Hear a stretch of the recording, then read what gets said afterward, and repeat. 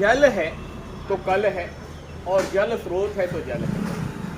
इसलिए ही जहाँ जहाँ जल के स्रोत हैं उनको संरक्षित किया जाए, उनको साफ किया जाए, उनको स्वच्छ बनाया जाए। अभी कल ललई छठ का पूजन कार्य संपन्न हुआ।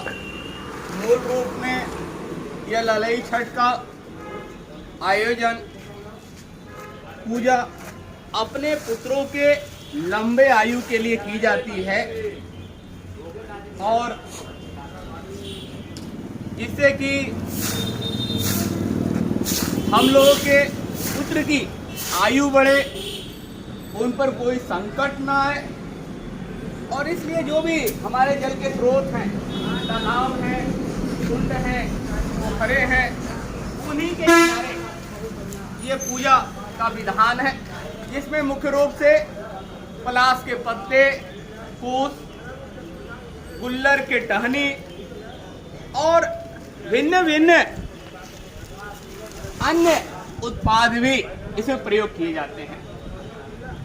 गाय की दूध की अपेक्षा भैंस का दूध का प्रयोग इस पूजा कार्य में संपन्न किया जाता है। अब यह है कि पुत्र की लंबी आयु के लिए ये पूजा कार्य किया गया,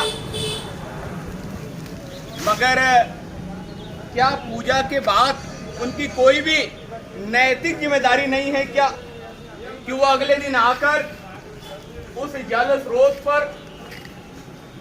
इसकी सफाई करें, जिससे कि अगले वर्ष फिर वो अपने पुत्र के लंबी आयु के लिए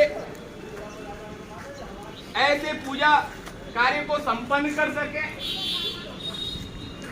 शायद यह जागरूकता उनमें अभी तक नहीं आई है और परिणाम यह हो रहा है कि हमने उन्हीं के लिए पूजा पाठ किया, अपने स्वार्थ की पूर्ति हुई और हम चले गए।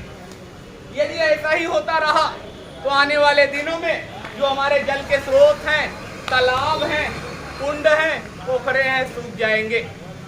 मैं उन सभी को अवगत करा दूं, ये जल स्रोत नहीं होंगे तो आपके पुत्र की आयु लंबी नहीं होगी, क्योंकि जल नहीं पिएगा तो शायद उसका कल भी नहीं होगा। इसलिए पूजा पाठ के साथ ही हम लोग आइए ऐसे जल स्रोतों को स्वच्छ रखें, सुंदर रखें, क्योंकि जल स्रोत होगा तभी जल होगा और जल होगा तभी कल होगा।